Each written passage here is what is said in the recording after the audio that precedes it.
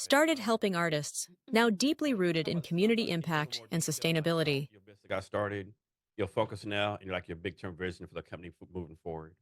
So started as just, a mom trying to help her kids navigate some things, evolved into meeting some wonderful artists that I really, like fell in love with them as people and as artists and believed in them and their work and then wanted to step up and help them accomplish things that they wanted to do. And then now I think it's currently in a place where we are really one of the community organizations that is really making a lot of great impact, especially through the arts. And long-term vision, again, is just to be able to build something that sustains myself and my family and continues to offer opportunities for others to do the same, whether it be a position within the company or helping them build something that is their own, which I love that. I love to um, like meet people and we start working together. And I always ask them, like, what's your goal? Like, what's something that you want to build for your family? Like, is there a way that we can partner together on another level to also help you build something that's your own? You know, I think that having a business where you want people to evolve past you um, is really like the big goal. Yeah. So suppose there's, someone out there looking for a PR firm. hmm Why should they pick yours versus someone else's PR firm? Um, Creative approach. I think that again, being a business person and a creative has its benefits. Being surrounded by so many creative minds on a regular basis also continues to inspire me and help push me to do things in a newer, bigger, better, different way. So do you see yourself like doing this business, like 10, 20, 30 years? Yes. Or do you see yourself building up as where it gets so big, like a big time PR firm wants to acquire you in the future? um, no. If I ever sell the business, it would be to someone within the company that I feel would be able to carry on what is important to the business, which is really like the heart of it all.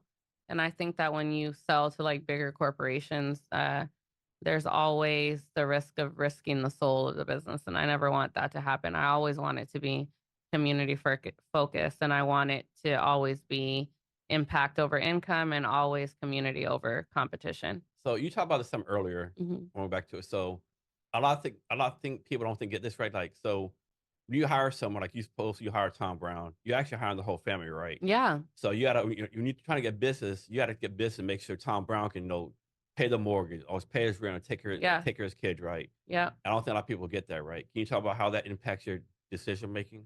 So I have a lot of entrepreneurship friends, and I wouldn't necessarily work with all of them.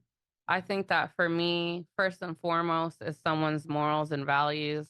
Are you a person of integrity?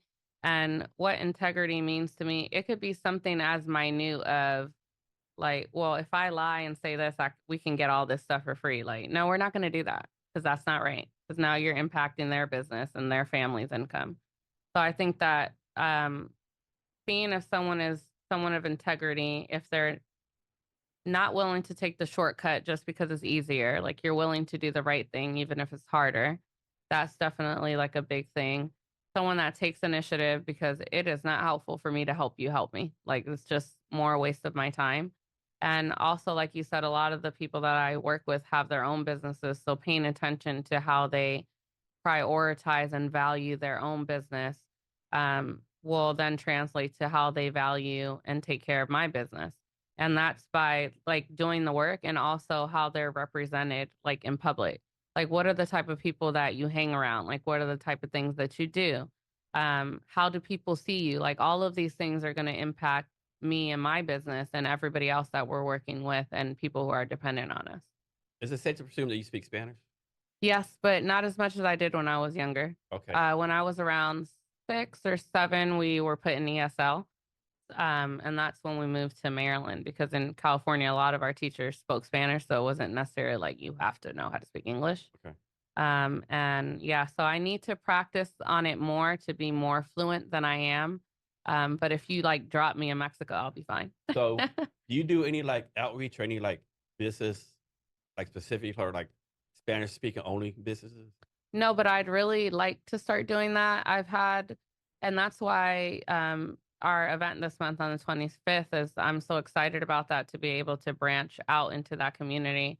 I've had so many people, specifically after my Black and Bougie exhibit, reach out and say, like, um, we love the work that you're doing, but when are you going to start doing some of this work for our community? Because like we need it, specifically the representation and the advocacy portion of your work. Like we need that, especially because you're connected and you speak English and a lot of us don't. And so that is something that I want to really focus on. And I'm hoping that these new interns or these people that I'm bringing on board to help will help alleviate this side of the business so that I could start growing that side as So well.